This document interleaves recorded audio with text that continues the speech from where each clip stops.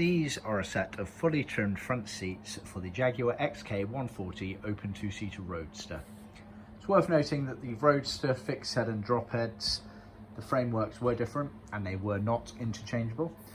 That being said, the basic concept of how the seat looks when it's trimmed and fitted in terms of the bench style is extremely similar between all of them, and therefore those of you out there that have a fixed head or a drop head can effectively use this video as a bit of a go-to guide as to how your seats should look when they're all said and done, especially if you get the kit from us. That being said, as a disclaimer, they are not the same, there are differences, and so not everything I show you or say in this video will be completely relevant to your seat covers.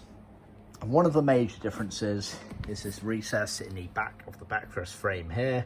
As you can see on the Roadster, they had this recess which allowed for the hood stick storage, so just bear that in mind. Now, customer has gone for a rather unique colour, completely non-original.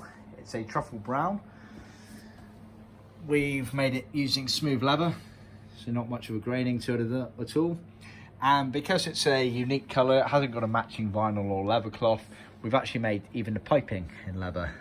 We have the luxury here of an in-house leather skiving machine, which allows us to thin down leather to make it suitable for piping, otherwise it would be a bit too big and bulbsome. So we can offer things like that. There is obviously a surcharge for it, but it looks very nice, everything ties in exactly.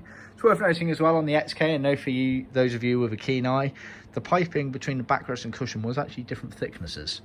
So on the cushion, you had a fatter piping going round and across the centre there, whereas on the backrest it was slightly thinner. It's only about 1.5 mm difference, but we do have both styles of piping.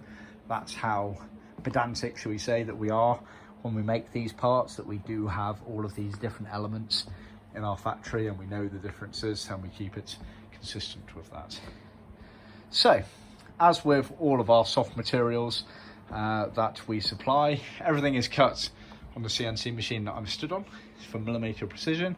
Of course, our sewing is done with a notch by notch, effectively colour by number system to allow for consistency during the production, so that we know that we can confidently supply a product that is consistent each time. And of course, if we fitted them correctly here, then you should be able to fit them correctly at your end.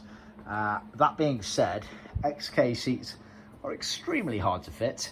The cushion bases are just quite straightforward, but the backrest squabs really are not. These elements here, very complicated way of trimming, very sort of 1950s, outdated, over-engineered, hard to do. Even professional trimmers, if they haven't had much experience in XKs, I would really look for someone that has had experience with XKs and has potentially a donor XK seat to go by. They are just not easy seats to trim at all. That is said from complete personal experience. Although I don't get involved in the everyday trimming these days, of course, I've earned my stripes. I have trimmed some seats before to learn what all the fuss is about, and I can quite confidently say that XK seats are not a particular favourite memory of mine, but it's all a learning curve, and for that reason I can help and guide people on how to trim them, i.e. get a professional to them.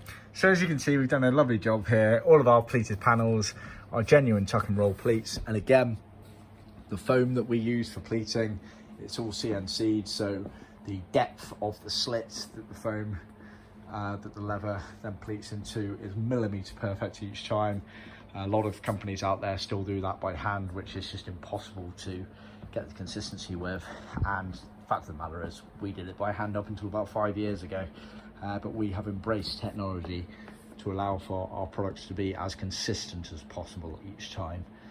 Way more consistent than they ever would have left the factory production line. So as you can see, we've really done a nice job here. We've even got the tacking finisher around the cushion base there.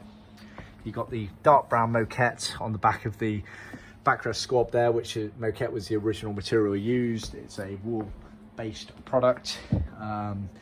You've got the if I look on the end here, you've got this finisher panel here with the chrome screws on the inside edge here. Then you have the top finisher panel there, which is tacked in. We've even Replaced some of the springs on this seat here, as his was in a rather sorry state / missing. Some of the chrome work, bolts there as well. And the crucial thing, you can see the pleats are all matching up there. You had this strange system on the XK where the L used up 2 of the outside pleats there, and then there was matching pleats up until the end where there was his overhang, and you had the center cushion armrest sitting there. It's always good from above. You do have a slight curvature on the XK seats there.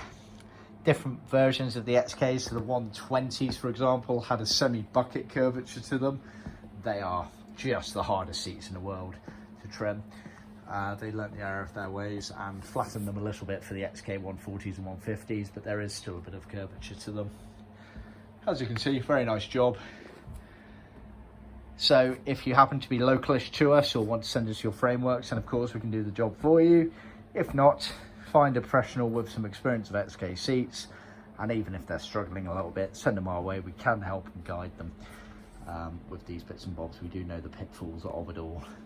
But that is the result that you should be looking for in terms of the seats there. Aim for that or higher, and you'll be on easy street after that. See our website for more details.